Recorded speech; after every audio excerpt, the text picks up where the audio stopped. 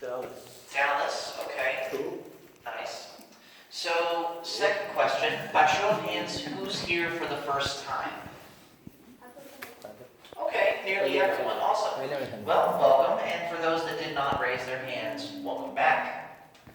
Alright, so here's where we're going to talk about how the caverns was formed. So Luray Caverns was estimated to have first formed around 450 million years ago. Before that, this entire area was once a big inland sea. And as the tectonic plates began to shift and the continents began to form, all that seawater began to recede into the ground. It would pick up carbon dioxide the further down it traveled, becoming carbonic acid. And then that carbonic acid would reach the bedrock and it would begin to eat away at the weaker parts of the bedrock called dolomite. It would leave behind the stronger limestone, and that's ultimately what's going to make up all the rooms we're going to walk through today. Now, water still makes its way down into the caverns. So if you guys look over here on the left-hand side, you can see that when water would drip from the ceiling to the floor, the minerals that the water brings down with it would be deposited on both locations. So because of this, these formations are called dripstone, and you can see that there are two variations. The ones on the ceiling here are called stalactites, and the ones on the ground are called stalagmites.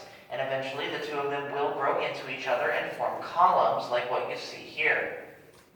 Now dripstone forms very, very slowly. It takes 120 years just to grow 1 cubic inch. Now, during the course of the tour, you guys are going to see 4 distinct colors throughout the entire tour. The most abundant of these colors is going to be an orange-brown, which once again you can see on the side of this column here on the left-hand side. This orange-brown color is rust, or as it's known scientifically, iron oxide. And then down here on the side of this wall is some white.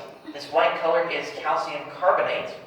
Right next to it is some gray, and this gray color is manganese oxide. And then if you guys look over here on the right-hand side at this cluster of stalactites right here, you'll see some spots of green.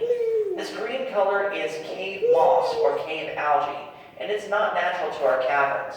It's only down here because we bring it down here through various plant spores that get picked up on our clothing from the outside.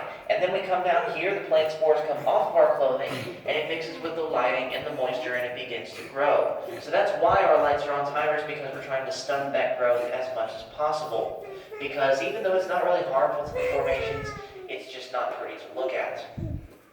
Now, last night we had a big thunderstorm in this area, and of course thunderstorms bring lots of rain. So all that rainwater is still making its way into the caverns, and so with that there's going to come lots of puddles and standing water in certain parts of the path.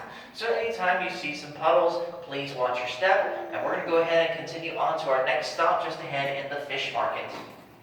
Fish market.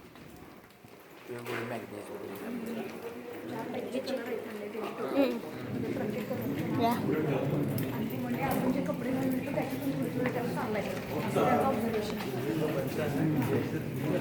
It should be 18 to 120, it should be 4.